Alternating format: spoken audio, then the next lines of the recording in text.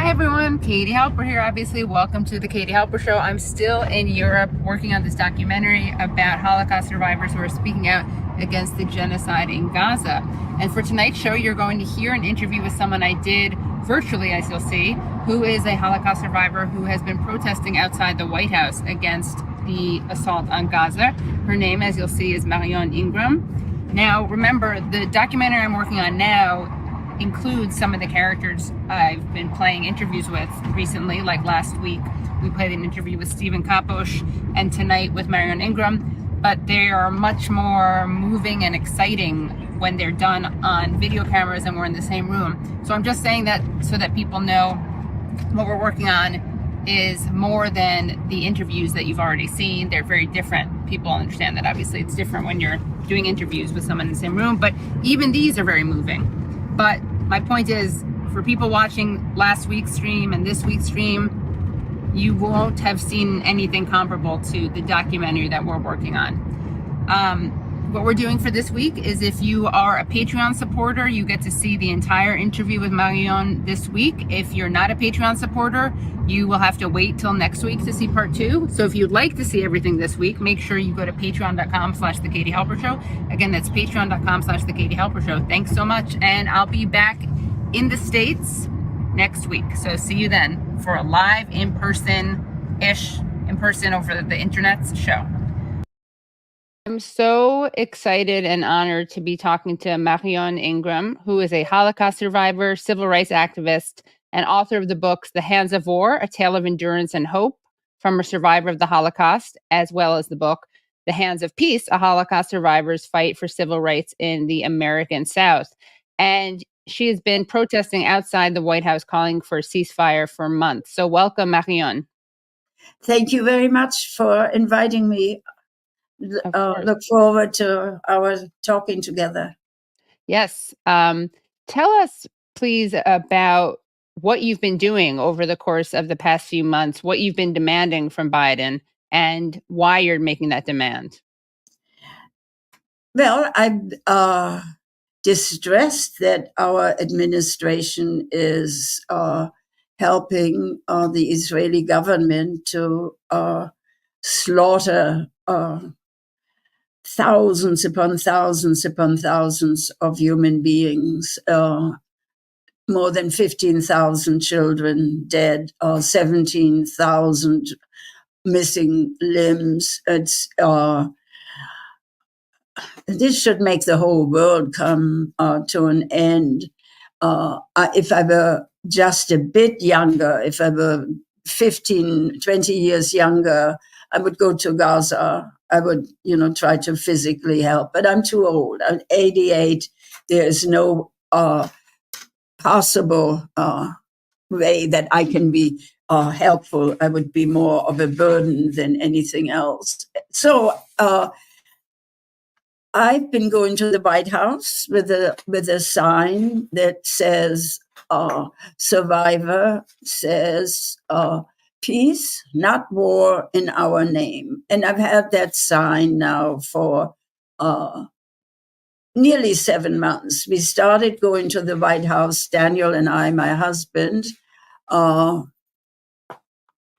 every single afternoon, with very rare exceptions. We have also grown in size since Easter Sunday. We've been joined by others. And so yesterday, for instance, I had organized a vigil for the mothers of Gaza, and the past Saturday, a vigil for the children of Gaza. I am repeating my childhood every time I see or hear what's happening in Gaza. My childhood was that of running through bombs and fire, an entire country that wanted me dead and was intent on killing me. And I see that repeated. And the unfortunate thing about that is that this it's not something we have these lovely slogans, never again, but never again has never ever been anything but again and again and again and again.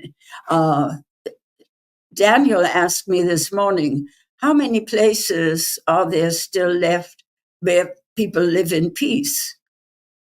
No idea, because almost everywhere you look, there's war, and many of them with weapons that our tax dollars supply. And so that I am extremely upset and angry and unhappy that we are witnessing in glorious technicolor a war playing out even more graphically than the war we witnessed in Vietnam or Afghanistan. It is something that you cannot turn away from.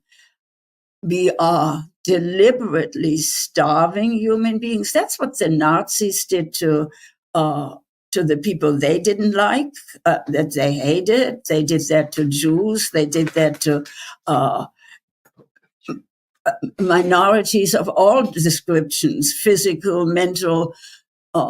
So it's that we repeat this, that Jews of all people are responsible, and our wholehearted support from our government is, to me, outrageous. It is, to me, a total abnegation of moral responsibility we owe to other human beings.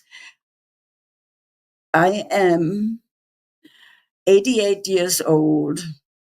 I have been an activist all of my life.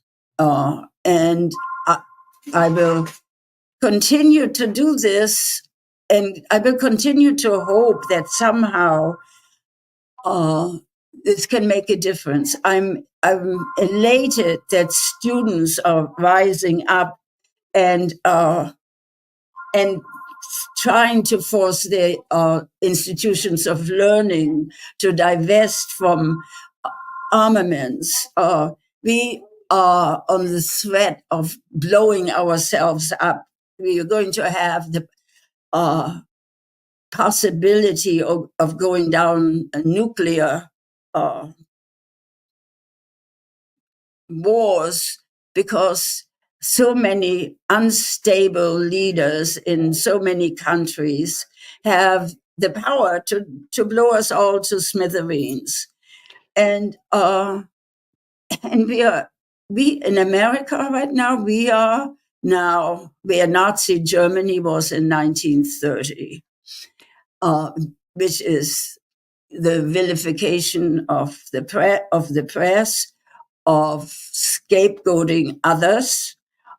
In the former president's case, it is almost everyone but blonde women and white men. And or something, I'm exaggerating on the women front, but corruption is now no longer even something that is of concern. We have a court, which I don't call, which is to me the Supreme Injustice Court. We have Clarence Thomas, who is corrupt. Nothing will happen to him. A man running for the presidency, corrupt. Things that we learn about him should disqualify him for the position of dog catcher. And so it is, we are so bombarded on all fronts. There are wars in Sudan, in Myanmar, in Yemen. We supply the weapons to almost everywhere. Haiti is awash in our guns. Mexico is awash in our guns. And in America, we don't have an external war. We just kill each other because our government refuses to disarm civilians. Civilians have no need of guns. This is something that politicians say, that you need a gun because your neighbor is going to kill you. All of that is a bunch of ludicrous crap people fall into. Our politicians are, for the most part, corrupt. Even politicians whom we admired have disappointed.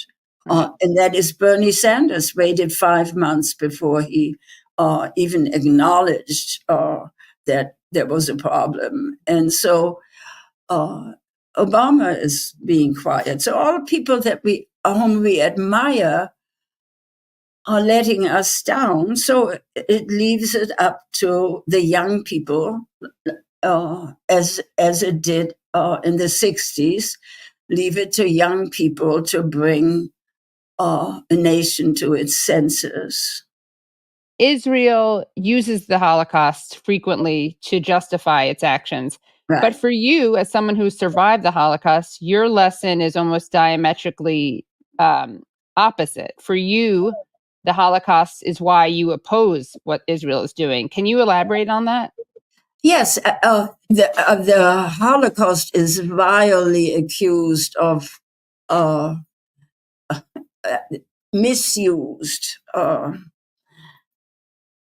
I find it offensive. I find offensive that everything is, for instance, October 7th wasn't a Holocaust. However, I would say that what's happening in Gaza resembles the Holocaust that I lived. I do not speak for anybody else on this issue. I speak for myself. I lived that Holocaust that I see in Gaza, where the country of my birth wanted me dead. And they had the help of the Brits and the Americans to accomplish that. However, I'm a pacifist. Ironically, that war, that deadliest bombing in the Second World War in Europe, saved my life. So the Holocaust is an event of the last mid-20th century. We have had various forms of holocausts. If Israel is saying October 7th is a Holocaust, then other things are holocausts as well, a whole lot of things. October 7th was an atrocity, a horrible, horrible atrocity. It was not a Holocaust.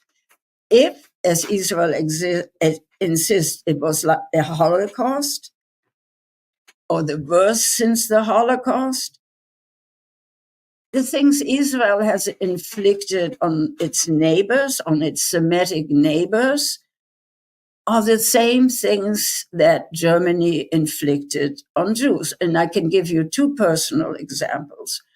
Israel has pushed people from their homes and their property. The Nazis took my grandparents' beautiful apartment, my grandfather's rare book collection, including his first Shakespeare folio.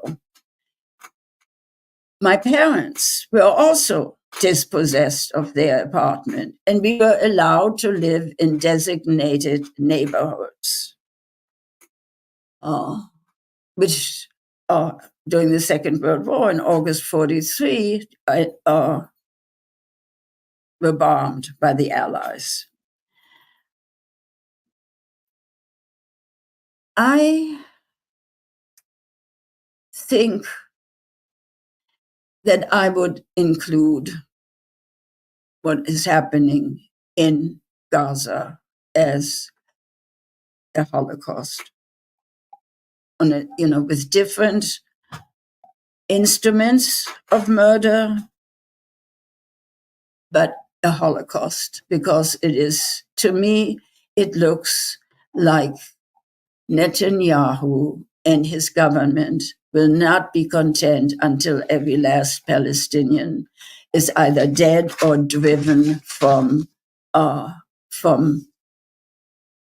Gaza, from the West Bank, or they're using starvation, or they are using all manner of deprivations.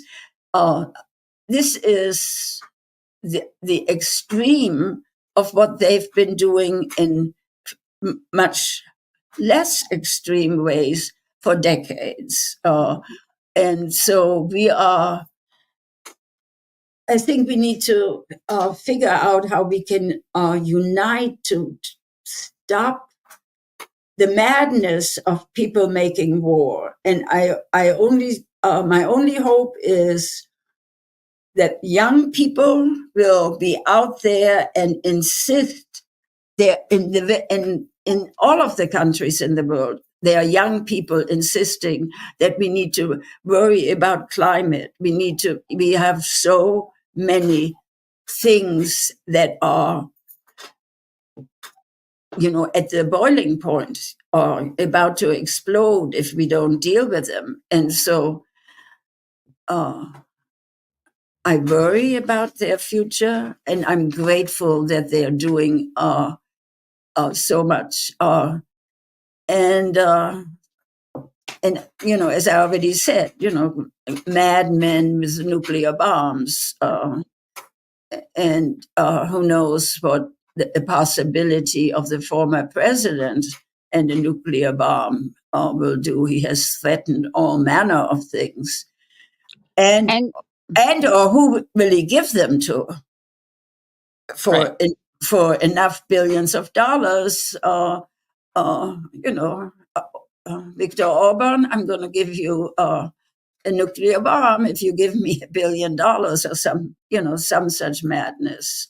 And we've seen these crazy things in our lifetime, in my lifetime. There are advantages to being 88 because I have lived a lot of history. I have had a lot of wonderful experiences, happy, wonderful experiences. I've had so much love in my life that has so outweighed the hate I experienced as a child and a young teenager. But I see the world now at a crisis point. And unfortunately, I'm not smart enough to understand all of the various,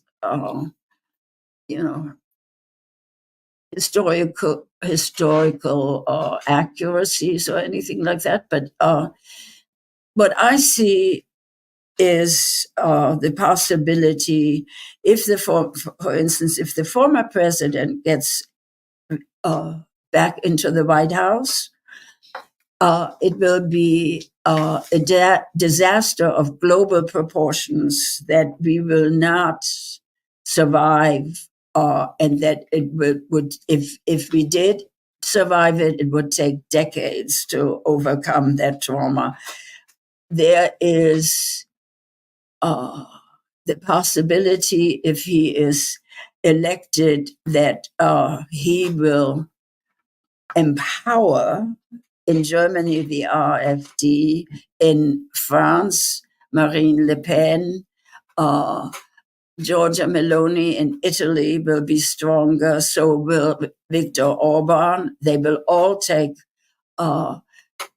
their cues from him, and he is not smart enough to do this, but there are the powers behind him, the big conglomerates, the money with the people with the biggest money who will maneuver us into something. Because for him, all you need is he's interested in greed and FaceTime. And can you tell us about the PTSD that you've experienced because of the attack on Gaza? Yes, I have had, since the beginning, when I first learned about the fact that people in Gaza were not getting any water to drink.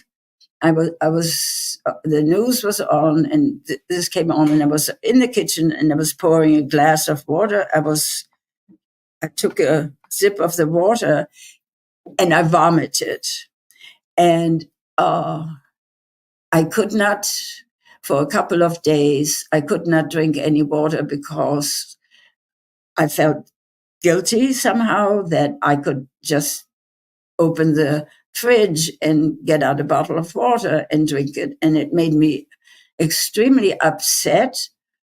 And I felt ill when I did drink water. The result of that is that I'm constantly thirsty now. In fact, if you would get me a glass of water, I need to drink.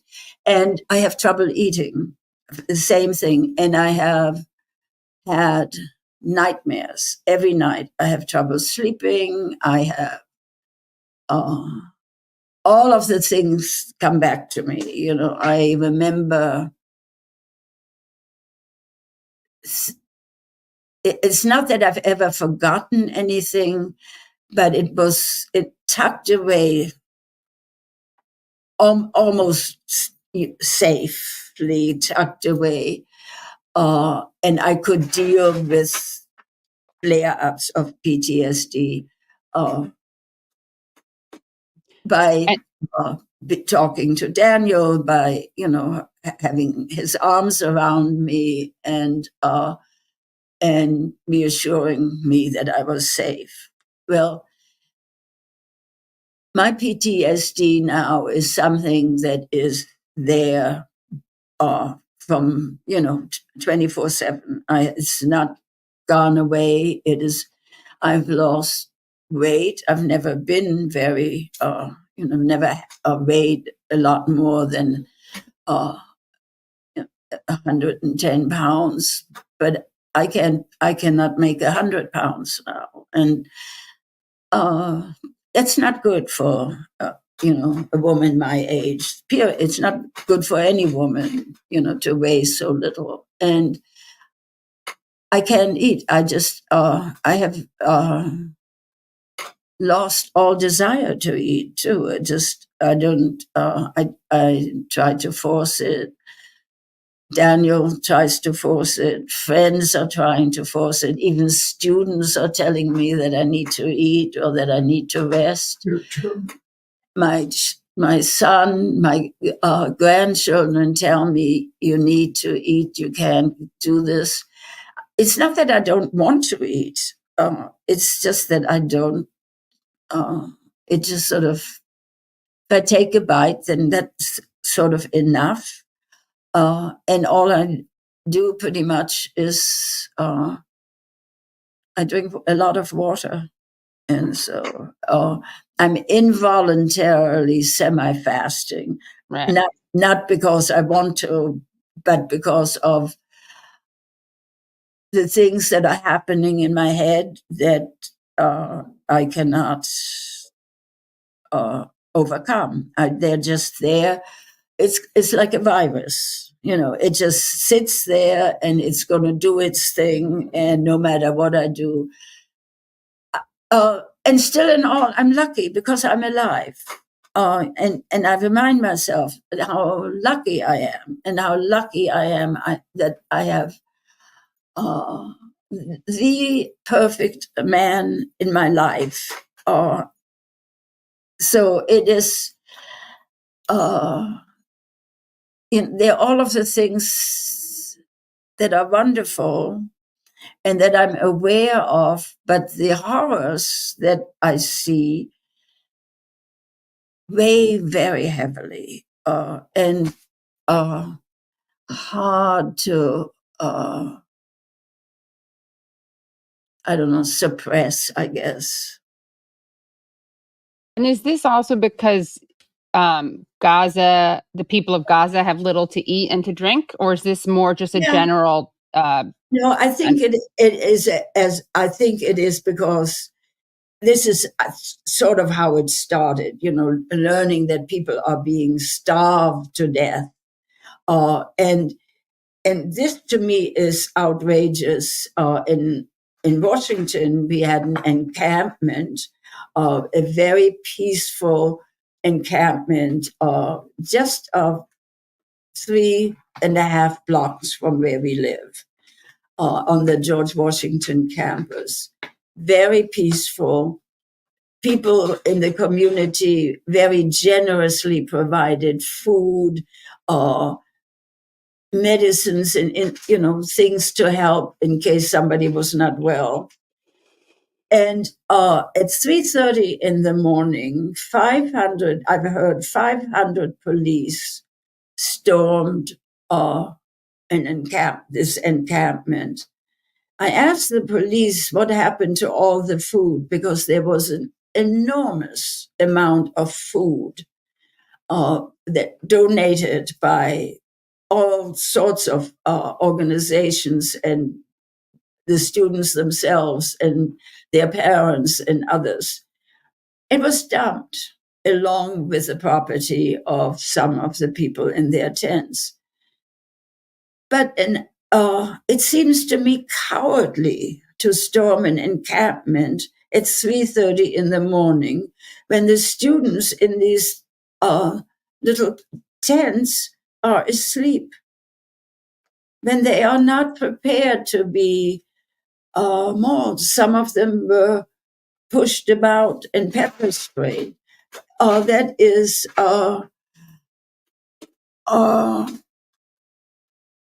so, I don't know, these tactics are so brutal, so reminiscent of the things that I experienced in my childhood, that I can't imagine that we are still doing that. We're still just resorting to violence all the time. This is the first thing we do, is we behave like this.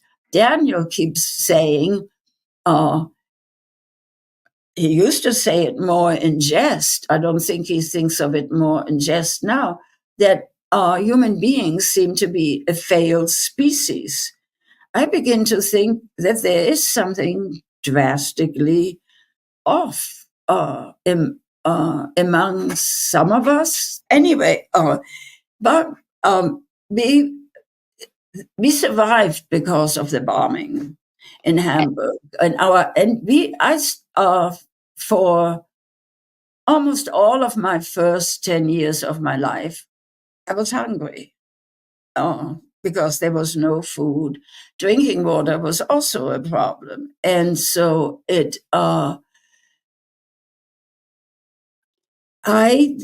think that something in my psyche, in my head, just relates this. And while we were hiding, when I was 8 years old, my birthday was in an earthen dugout underneath some hazelnut bushes on a slight incline on the other side of a small rill. And I saw that my mother looked like she was about to cry. And I knew that she was sad because I never had a birthday party. I didn't have a party dress or a cake or even any food on my birthday. And I said to my mother that if I lived and the war ended, I want to be a peacemaker. I'm not quite sure what I had in mind at the time, but my direction was obvious, I guess, to me, even as an 8-year-old, that I would have to fight for peace. That because I know what war is like, and so. And a lot of people have said that some media and politicians have justified the storming, basically, of encampments by saying that there's been anti-Semitism at them. And I wanted to know if you've witnessed any anti-Semitism at the protests or at the encampments. No. And it's a categorical no, because I have asked Jews, in the last 6 months, whether they have had been personally attacked because they were Jews. But since the war on Gaza, there is an increase in anti-Semitism directly related to what Israel is doing in Gaza. It adds to the inherent anti-Semitism that exists and always has existed. Because they're claiming to act in the name of Jews? But the personal attacks that I've had have been, I hate to say it, the 3 worst verbal attacks were from Israeli men who were here on a holiday.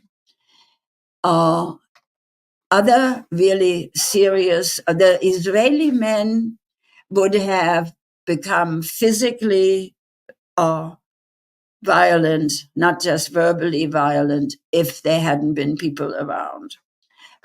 In one case, the Secret Service people came close enough to be sure that there was not going to be violence. The harshest criticisms have come from Jews who have been unable to have a conversation. When I tried to have a conversation with some young students at the first day of the encampment, I went over and I said that, can we talk about what's going on? And they said that they did not want to talk to me. And I said, well, it's, we should talk about these issues, but they refused to talk to me. Others have disagreed civilly, and we've been able to discuss this. No one, myself included, has been attacked for being Jewish. I think almost all of us have probably been harassed, mildly or more horribly, for our stance, for our protest, not for being Jewish, but for our protest for Gaza, and very often, vilified because we are doing that because Israel needs our support. Well, Israel doesn't really need our support. It's very rich and it's well supplied with weapons. In fact, it arms other countries that are not countries that should be armed. And we give piles and piles of money. Netanyahu has funneled $34 million dollars to Hamas every month. And so it's now he's insisting without proof that 12 UNRWA members were part of October 7th. There's never been any proof of that. And what does America do? It stops funding UNRWA, the only institution that has been instrumental in keeping Gazans alive and running hospitals, education, and whatnot. Israel has destroyed the culture of Gaza. There is not a university left. There is not a school left. Museums are destroyed. This is not. I don't even call it a war because the other side is so ill-equipped. They can't. They don't have an army. They don't have an army. They don't have planes. They don't have 2,000-pound bombs. So it's nuts. It's absolutely nuts. Right. And What did the Israeli men who approached you and harassed you say to you? Well, one of them was, and that was somebody actually recorded that kept insisting that he wanted to exchange me for hostages in Gaza. And the first one, though, was kind of bizarre. It was a young man, very probably in his mid 30s, robust, healthy looking, with a wife and a little child in a pram. And he came up to me and he said that, accused me of being in support of Hamas. When I pointed out that I'm a Jew and that I'm a Holocaust survivor, he said I'm a communist. That That's fine. yes, and and then calling me a bitch, and also that that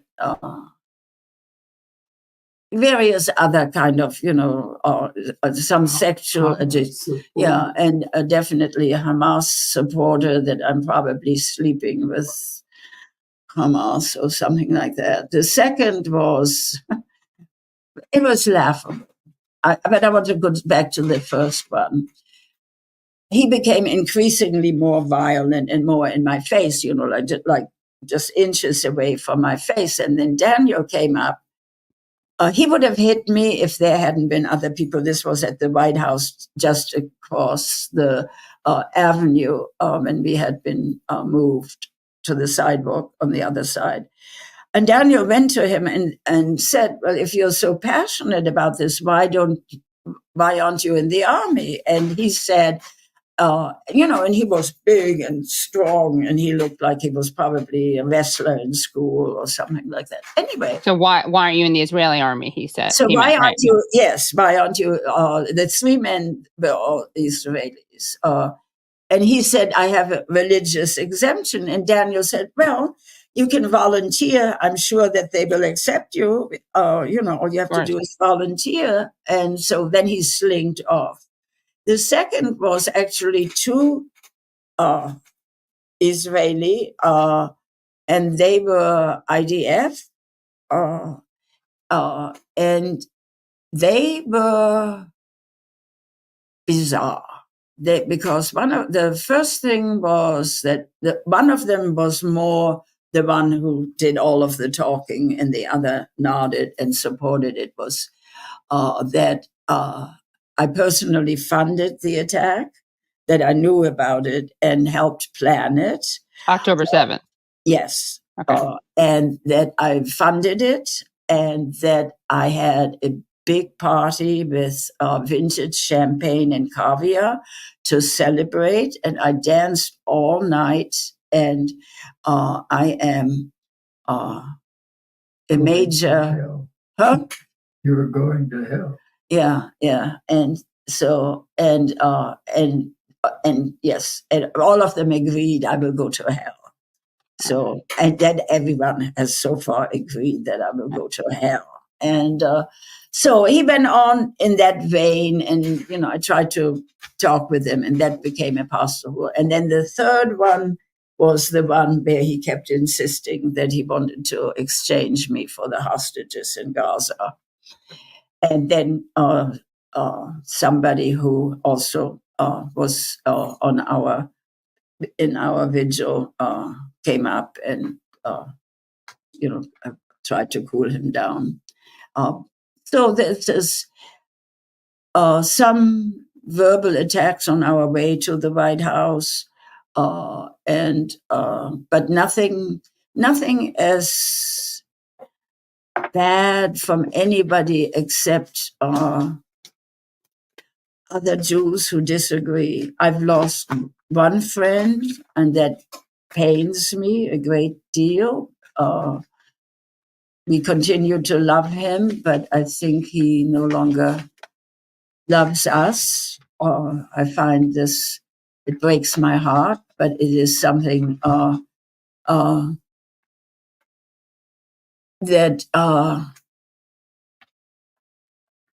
it will heal. And I keep making attempts at trying to do it. I have friends who disagree, but we have remained loving friends, and we disagree, and we talk about our disagreement. We don't argue or try to, piss each other off. We try to, we each defend passionately our point of view, but we have not, lost our love for one another. And I have so much support. I have, such a ton of support. And it just is also wonderful that young people are willing to talk to an 88-year-old woman and who, think, who don't dismiss me because I'm not their age or something, or even, just a little bit older. And I am the honorary, I have an, how can I put this? Usually Daniel tells this, but I will tell you, students in Germany have named a virus after me. A virus? A virus. And the virus is called the Marione Ingram love virus. And they are spreading it to family, to friends, to their peers, and to whoever. They spread the Marione Ingram love virus. I couldn't be more pleased. I think it's better than an Oscar or a Nobel Prize. I think that having such a thing named after oneself is kind of wonderful. So that it makes me smile, and I take a great deal of joy in being with them. And I think that it's reciprocated. The vigil yesterday was all of the young people I've talked to. They were there, young men, young women, and that was, it's good.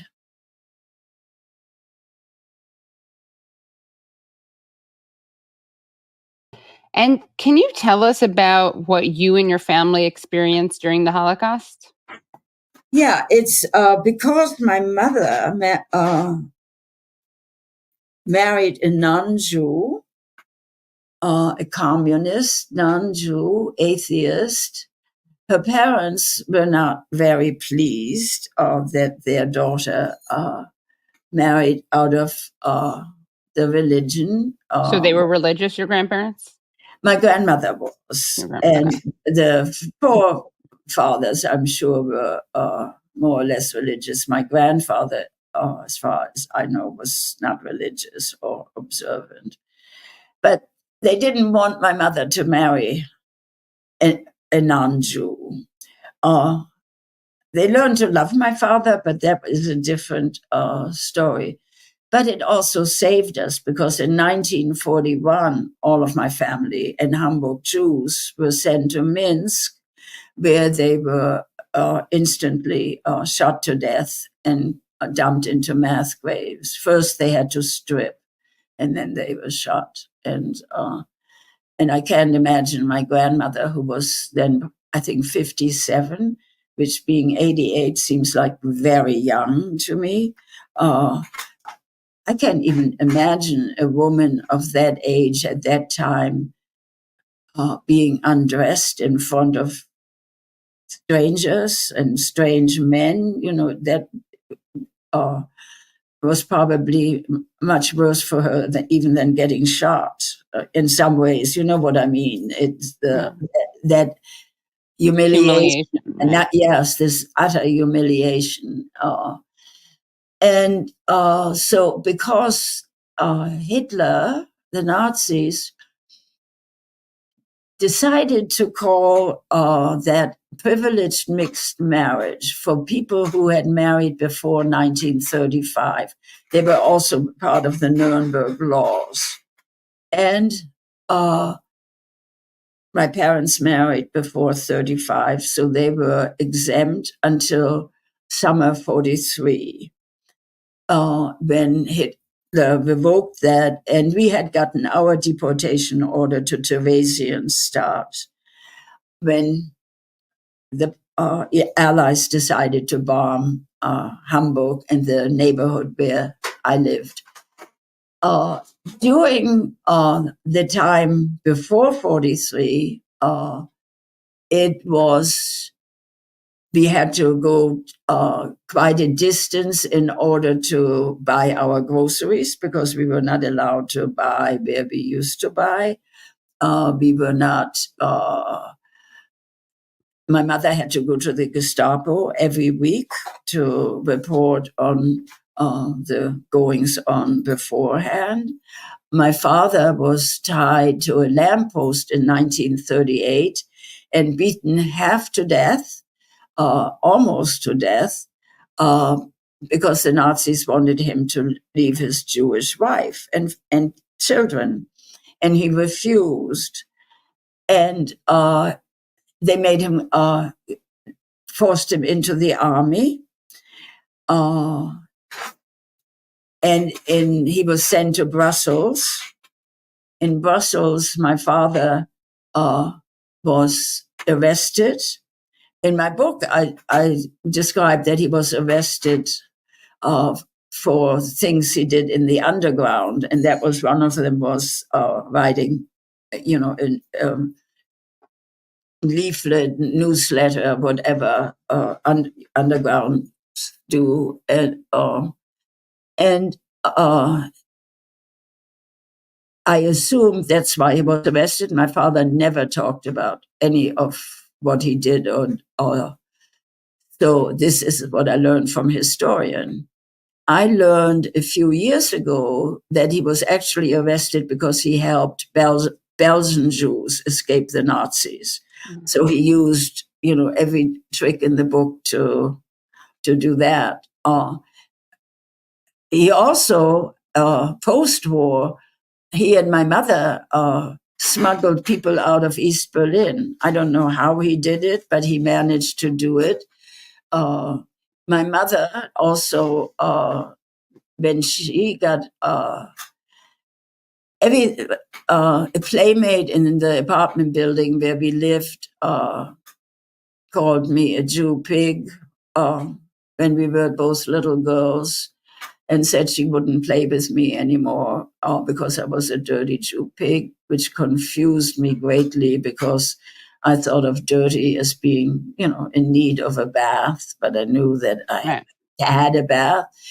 I knew what a pig was, but I wasn't exactly sure what that meant. And my mother tried to explain, the politics, but how do you explain that to a 3-year-old, a 4-year-old? Is very difficult.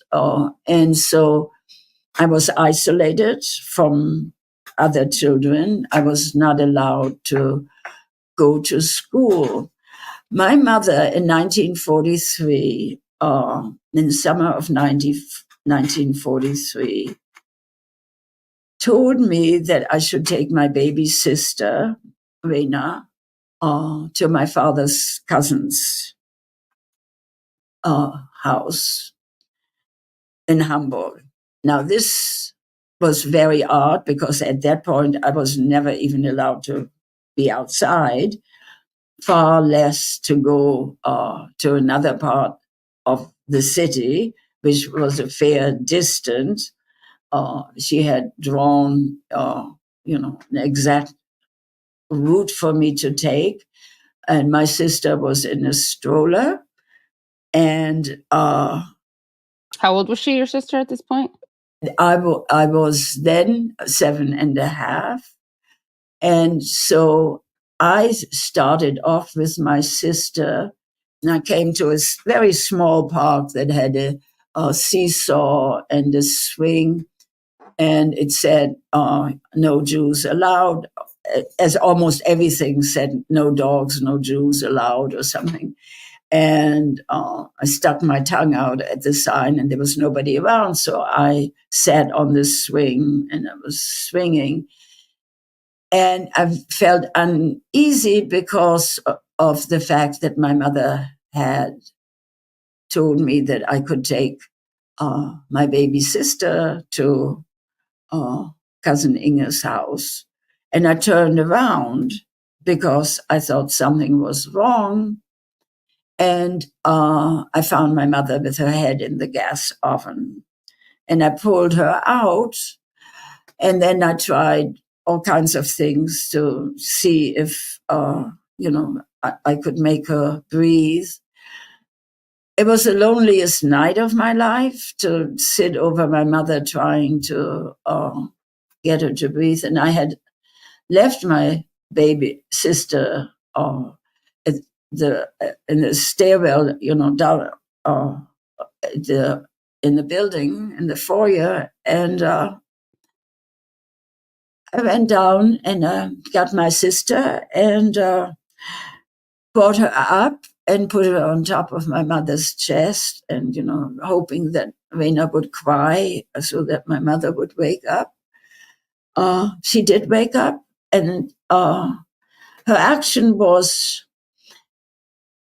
in desperate attempt to see whether any of my father's relatives would take in the 3 Jewish girls. And it was, not a well thought out plan to try to keep her children alive. That was the only time I saw my mother give in to despair. My grandmother was taken the night before I turned 6 years of age. And did your mother explain this to you then, or how did you know how did she explain to you what she had just done? My mother never talked about it again. My mother never talked about anything about our common experience. During the bombing, we were in a very deep bomb crater with some water at the bottom to stay safe. There was no place to be safe. And I saw, horrible things. I saw human beings in flame, and I saw dead people, so many dead people that burned people. It was, it was the trauma that children of war experience takes many forms. Some become Hamas or, other things, seeking revenge. I'm not into revenge. I want something else. The cousin Inge came to our house the evening after my mother's suicide attempt. I didn't know why my mother had tried this. And Inge was about my mother's age. I think, just within a couple of years, either way. And Inge, in their building, a Jewish man had committed suicide because he got the same deportation order to Theresienstadt, and he committed suicide. Inge this is what I learned from Inge, from cousin Inge. Luckily, we were in Germany when she was celebrating her 80th birthday, because it was amazing. And all of this I learned from her, and very valuable information. As I said, my mother never talked about anything. Anyway, she came to our place, because she wanted to know whether my mother had received the same order. And my mother told her. I was a very nosy child, so I listened behind. I hated being excluded from adult conversation. I always felt it was unfair that I had to be sent away, so I listened at keyholes a lot in my young life. And so I heard all of this, but I was in that instant actually in the same room. Could you bring me a tissue? Bring me a tissue, please. And so cousin Inge took my younger sister with her. And Helga, my middle sister, much loved middle sister, died of horrible cancers a few years ago. She's much missed, and especially by her daughter, my niece. And so, excuse me.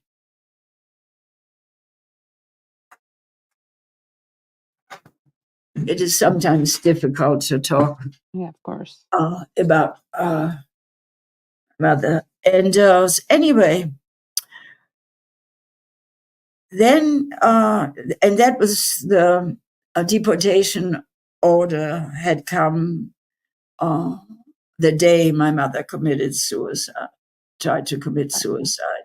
And it was for 2 days. Hence, we were to report to a place called the Moorweide, which is a grassy triangular space between the University of Hamburg and the train station. And that's where Jews had to assemble before being sent to Neuengamme and from there to concentration camps. My mother was hiding, her mother, my grandmother, in 1941, on the 8th of November 41, all of my Hamburg Jewish family was taken and sent to Minsk, along with thousands of Hamburg Jews. I think almost all Hamburg Jews were sent to Minsk in Belarus.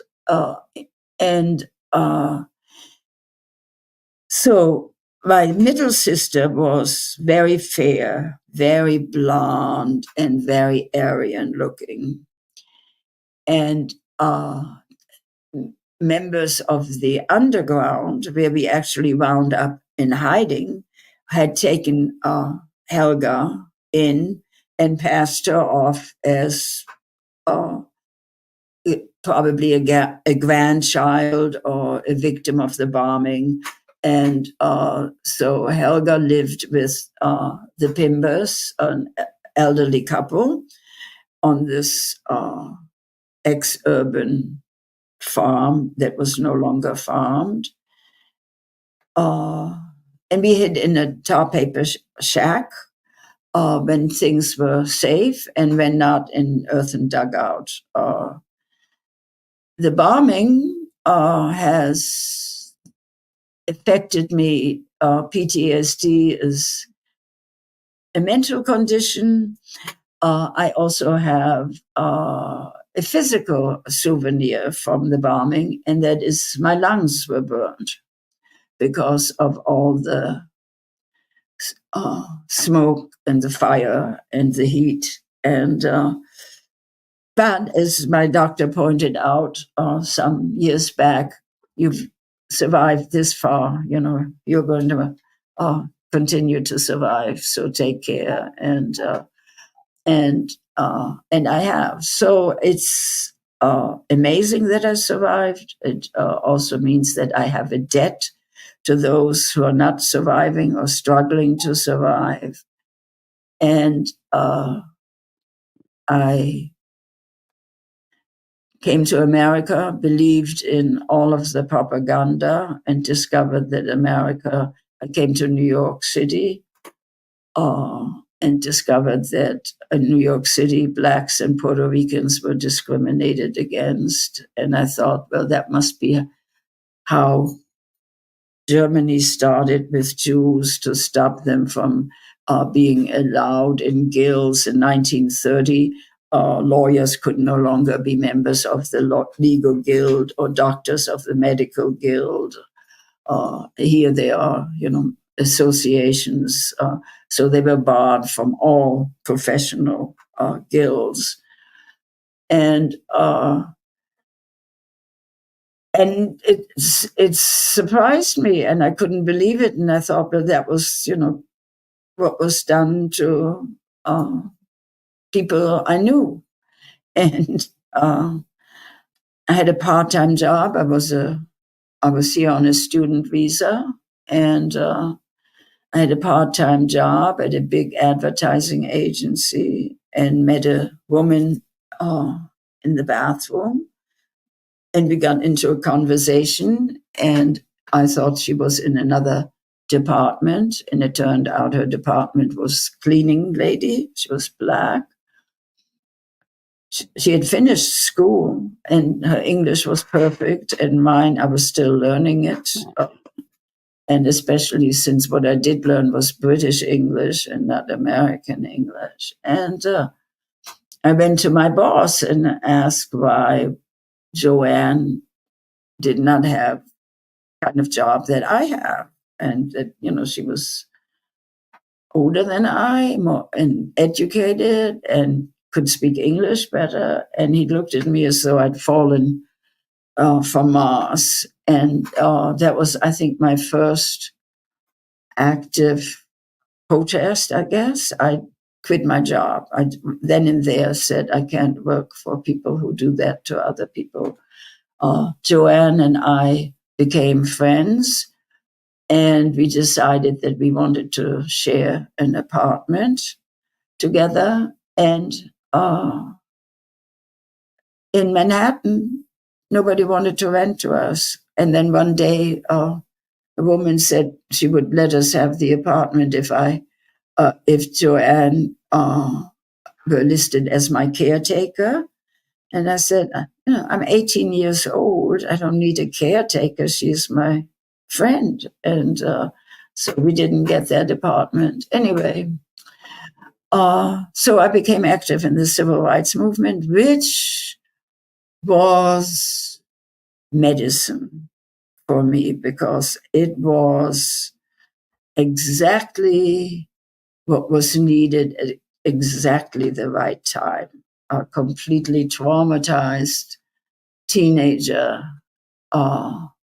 being able to resist what I considered injustice. And it helped me focus my experience and my traumas. And I also met Daniel. And so my life became increasingly richer. Not in money, never had money, never aspired to have my life be about money. So, we live on social security. We left America when Reagan was reelected. I couldn't believe that Americans did not wake up to what was happening politically. He announced his candidacy in Neshoba County, Mississippi, where three of my colleagues, people I had met, were murdered, and the murderers were running free. And that's where he announced his presidency. Right. And that was a shock to my young system and my idealistic desires and hopes and wishes. But I couldn't believe that he would be reelected. And his presidency, for me, foreshadowed where we are today, because a friend of mine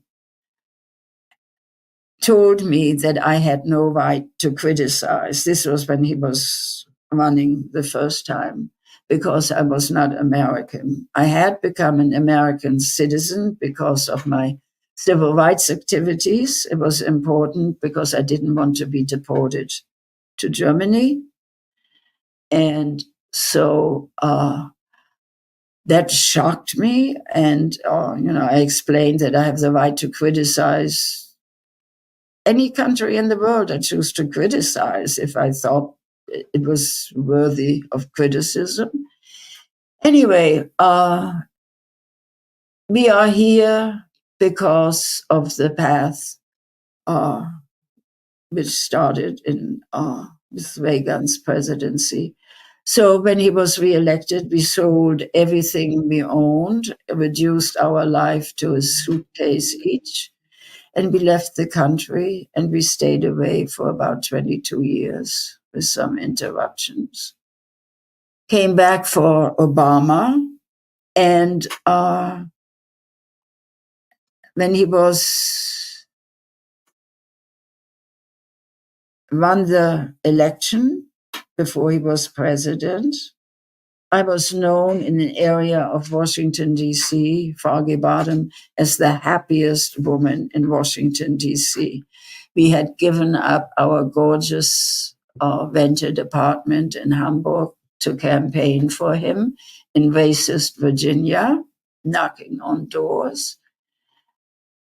And in almost the first week, it turns out that Obama, like every other politician, is nothing but a politician. He did not bring to justice Cheney and Bush for an injustice for a war that, set us on the path where we are with all of the turmoil. And so it's a life's journey of happiness, unhappinesses, and so I don't know. And how has your view of Israel changed? Have you always been critical of Israel, or was that more recent? Pretty much. I have sent letters to various administrations throughout the year protesting treatment of Palestinians, mostly in sense of incarcerations and taking prisoners. And I went to Israel at the behest of Holocaust children. We were rounded up by Zionist groups post-war in a place in Hamburg called Blankenese, which is on the Elbe in a very ritzy section of Hamburg where many rich people live, and where the Wahlberg banking family had 3 villas overlooking the river. And the Wahlbergs went to America, I think in 1938. The villas were taken over by the Nazis, and then the Brits occupied that part of Germany, the northern part of Germany, and then they were eventually given back to the. I think it was also, Germans also took it over, and then eventually the villas were restored to the Wahlbergs. And they gave it to the Zionist group who had gone all over Europe to round up children, Holocaust children, a lot from Bergen-Belsen. There were some children who were so young that they didn't know their names or where they were born, what country they were born in. There were kids who'd seen so much death, and also the death of family and siblings and what have you. So we were just a whole bunch of traumatized children, for the first time enough to eat, and valued as human beings, being educated, albeit with a very Zionist view, but given affection, we were valued as human beings and cared for. And in 2002, 2002, I think, maybe 2004. I'm not exactly sure. I would have to go back to my journals and look. About 1948, we were called the children of Blankenese. And everybody was going to go and be smuggled into Palestine to fight, to try to create a safe haven for Jews. And I was one of them. I wanted very much to do that as well. I was also only one of, I think, 2 or 3 kids in that school who still had parents. The rest were all orphans. Yeah, the whole bunch of them were orphans and lived really horrific lives. I had my mother to protect me during the war. I was alone after the war, which was horrible, in a German school. Anyway, the Zionists smuggled the kids to Palestine, and I wanted to go. And so there was a meeting arranged between my parents and my self and the Zionist leaders. And at one point, my parents objected greatly. They did not want me to go.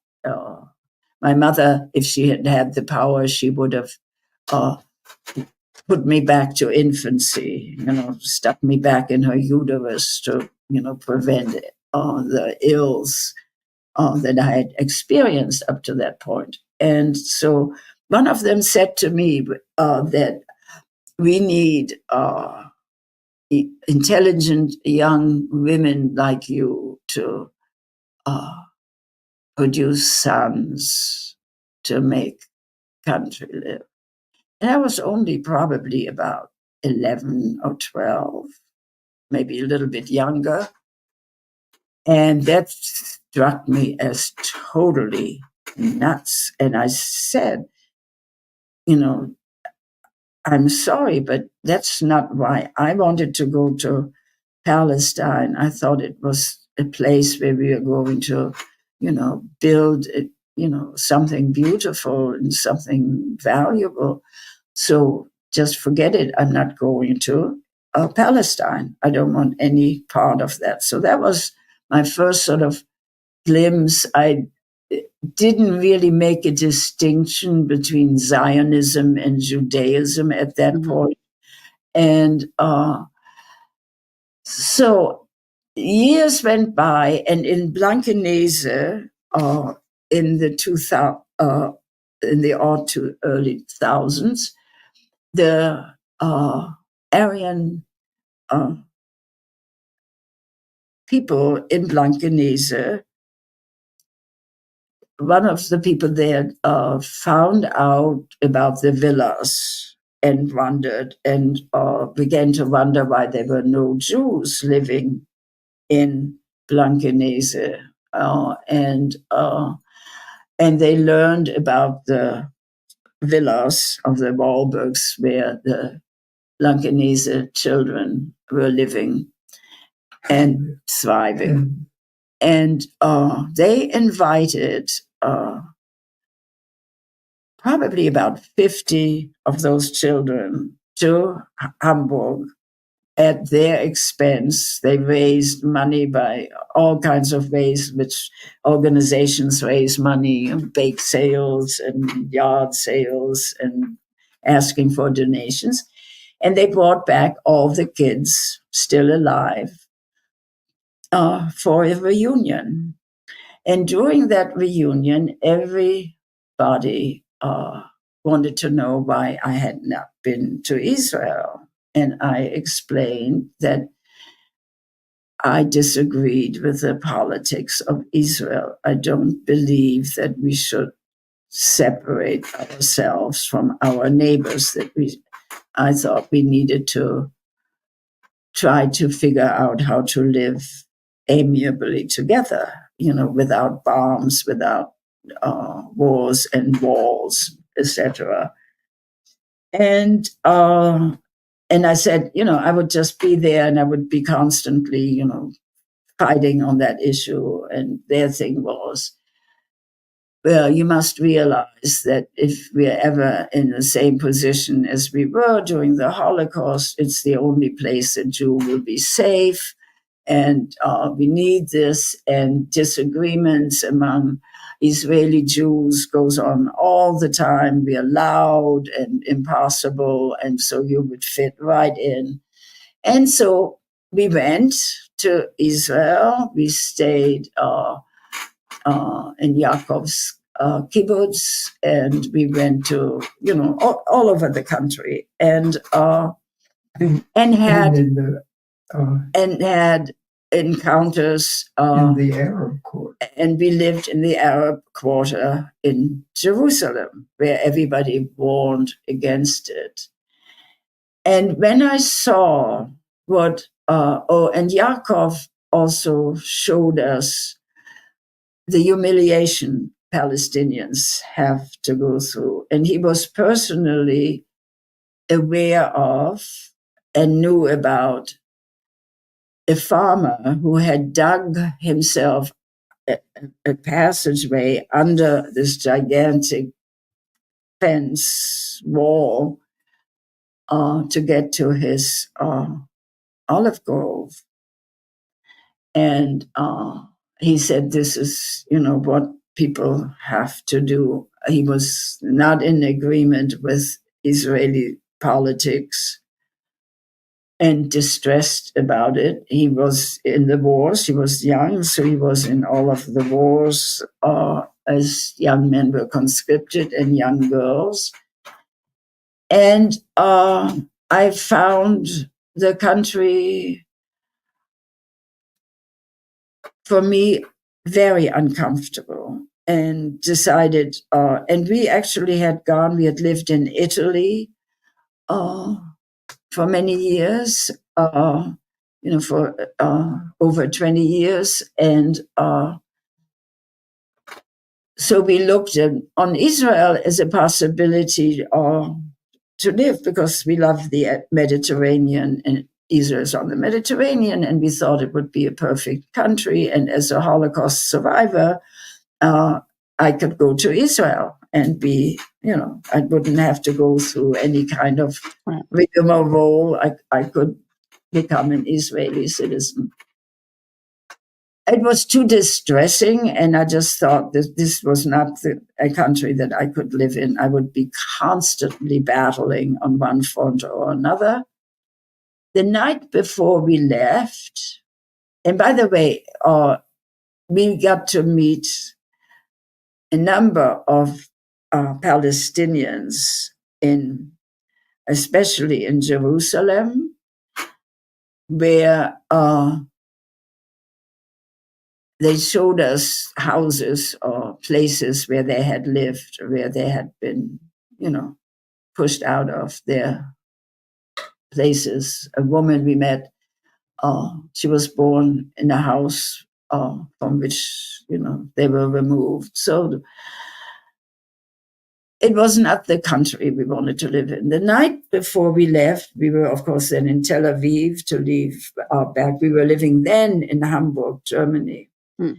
And because I wrote The Hands of War in response to the Iraq War and about the effect of war on children. So it was a memoir about children in war, children of war. In fact, the German translation is Kriegskind, the child of war. We met two young men who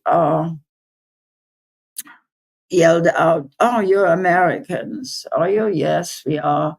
And got into a conversation, and I asked them why, why are you in Tel Aviv? And they said that they came to Israel because they want to join the army. And I said, "Why do you want to join the army in Israel? You can also join it in America."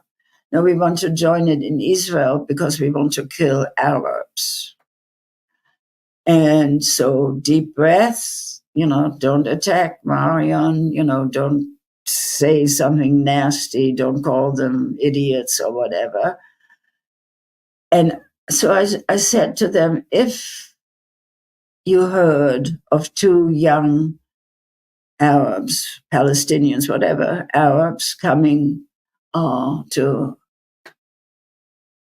Israel, and they say they want to join or go to Gaza, for example, and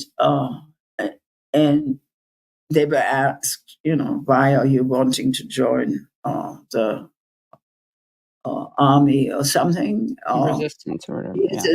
So I thought, would it be okay if they then said, we're joining because we want to kill Jews? Is that justifiable? No, of course not. And I said, but killing Arabs is justifiable. Oh, absolutely, because they're always the thing, they want us dead. I've met so many Palestinians, not one of them wants the people that they have met, Jews that they've met. It does not go to, we want Jews to, be dead. We don't want Israelis not to exist.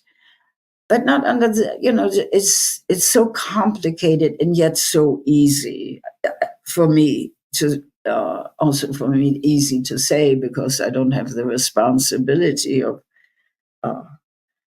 governing a country, and I wouldn't want that responsibility.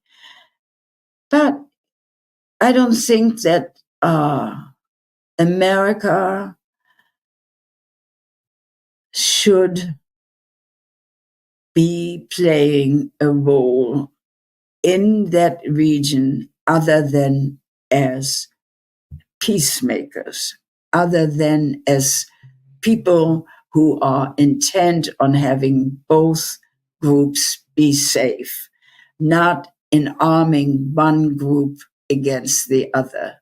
Wrong, absolutely the wrong thing to do. And I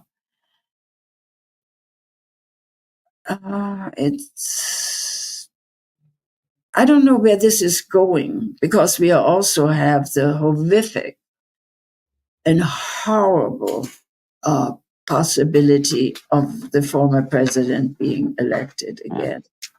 And then it would be just, mass killings in Ukraine, just give Putin all he wants, give Netanyahu all he wants. And